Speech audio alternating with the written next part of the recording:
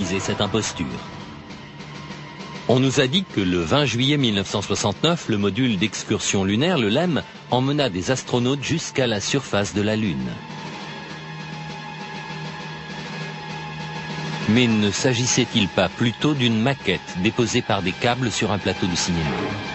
Selon Bill Kaysing, cela pourrait expliquer l'absence de bruit de moteur dans les documents officiels de la NASA.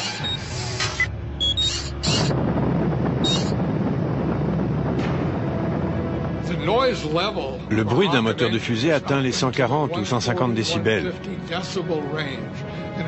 Autrement dit, c'est un bruit énorme. Comment serait-il possible d'entendre des voix d'astronautes dans le tumulte d'un moteur de fusée en marche?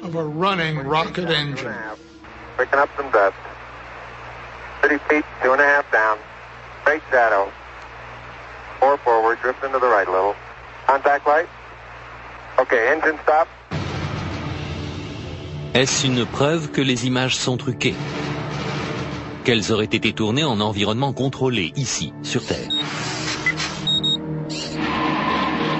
Quelques mois seulement avant cet événement historique, un prototype de LEM faisait un vol d'essai sur la base de l'armée de l'air d'Ellington. Pendant que des caméras de la NASA enregistrent le vol d'essai, Neil Armstrong se débat avec un engin indomptable. Finalement, à 100 mètres d'altitude, il finit par perdre le contrôle de l'appareil, mais réussit malgré tout à s'éjecter au dernier moment.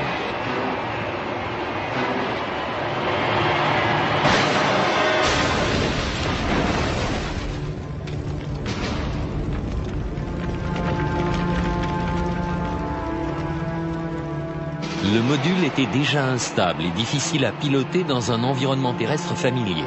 Comment aurait-il pu alors se poser parfaitement sur le terrain inconnu de la Lune? Le LEM avait un seul moteur principal. Et à part ça, il était muni d'un petit réacteur de propulsion et de 2 ou 3 petits réacteurs de poussée au-dessus. Les astronautes étaient censés contrôler l'altitude pendant la descente. Eh bien, je vais vous dire un secret. Si quelqu'un avait bougé d'un poil dans la cabine, ça aurait affecté l'équilibre des poids. Et elle se serait mise à basculer et à tourner sur elle-même.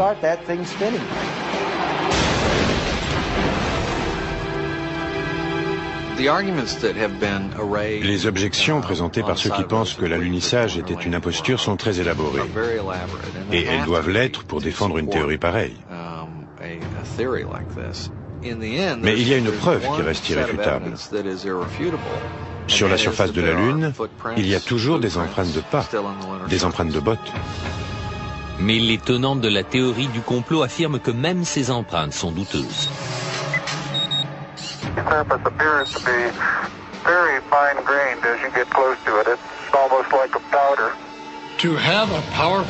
Avoir à la fois un moteur aussi puissant qui balaye toute la poussière à la surface de la Lune et des empreintes de pas autour du module lunaire, pour moi, c'est une impossibilité. L'une après l'autre, les photos révèlent que la surface lunaire autour du LEM est couverte de traces de pas. Mais Kaysing dit qu'il y a quelque chose d'encore plus difficile à expliquer. Le fait que l'alunissage n'ait pas créé de cratère est pour moi l'une des preuves les plus concluantes en faveur de l'imposture. En fait, aucun cratère n'est visible lors des 6 alunissages.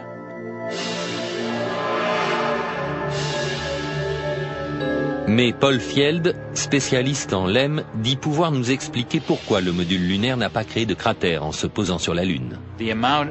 La force émise par les réacteurs lors de la descente est environ de 700 à 1000 kg. Ça fait seulement voler de la poussière, ça ne fait rien brûler. Et pourtant, même les illustrations scientifiques de la NASA montrent clairement un cratère sous le module. Et puis il y a encore une chose. S'il s'était vraiment posé sur la Lune, cette poussière serait ensuite retombée. Or, on n'observe pas la moindre trace de poussière sur les pieds du module lunaire. Cela seul a suffi à me faire penser que ce que je voyais ne pouvait pas être un module qui s'était posé sur la Lune. Le LEM n'était-il qu'un prototype installé sur un décor de cinéma? L'empreinte qu'Armstrong a laissée en disant « un petit pas pour l'homme, un grand bond pour l'humanité » a très bien pu être faite sur l'Air 51.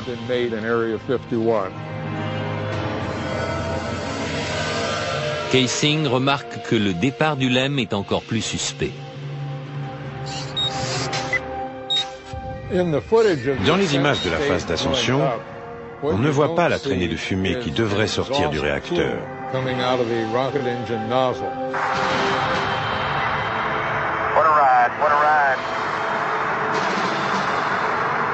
Que voit-on? On voit le module décoller tout d'un coup, sans la moindre fumée, comme s'il était juste hissé à l'aide d'un câble. Est-ce la preuve qu'il s'agissait d'un complot?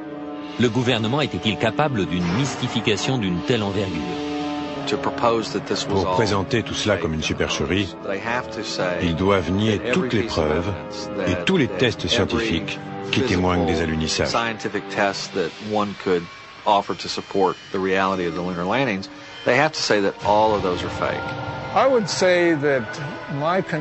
Ma conviction qu'Apollo était une imposture ne se basait pas sur une preuve en particulier, c'était tout un ensemble. Tout ça était bidon. Et maintenant, s'il n'y a pas d'air sur la Lune, alors pourquoi le drapeau américain flotte-t-il? Les photos officielles de la NASA ont-elles été truquées? Aucune des photos n'est authentique. Des hommes ont-ils pu survivre aux radiations mortelles de l'espace interplanétaire?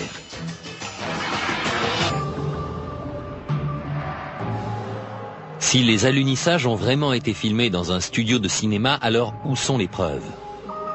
D'après David Percy, réalisateur et photographe de renom, la preuve est dans les photos et les films de la NASA elle-même. Nos recherches tentent à montrer que les images des missions Apollo ne sont ni authentiques ni justes. Pour nous, les images d'Apollo sont truquées. Elles sont remplies d'invraisemblances et d'anomalies. Selon Percy, l'examen de ces images conduit à penser que l'homme n'est pas du tout allé sur la Lune.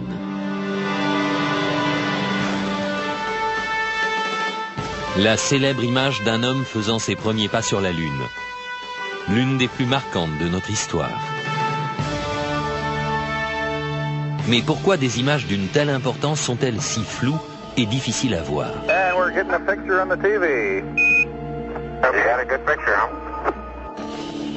La NASA impute ses résultats à la technologie des années 60. Si l'on revient en arrière, la vidéo de la mission Apollo 11 est de bien mauvaise qualité selon nos standards actuels. Ce sont des images spectrales qui n'ont pas l'air très réelles. Cela est dû au transmetteur et à la caméra dont on disposait à l'époque pour la mission Apollo 11. Mais Bart Sibrel, journaliste d'investigation, pense que la NASA a volontairement brouillé les images. La NASA a orchestré l'imposture de façon tout à fait unique. Grâce à la télévision, ils étaient en mesure d'obtenir une image qu'ils contrôlaient complètement, en noir et blanc, avec du grain. Et cette image a persuadé tout le monde que l'homme avait marché sur la Lune. Nous n'avions aucune raison d'en douter. C'est triste à dire, mais c'est quelque chose de très facile à faire. Pour les tenants de la théorie du complot, ces images floues constituent une preuve supplémentaire.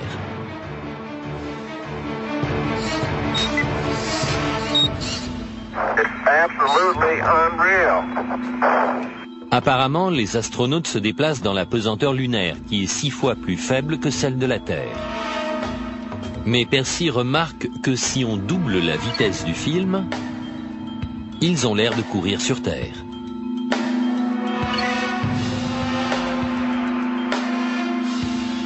Même chose avec le patrouilleur lunaire. En accéléré, on dirait qu'il se déplace sur Terre. Mais une autre question est particulièrement troublante.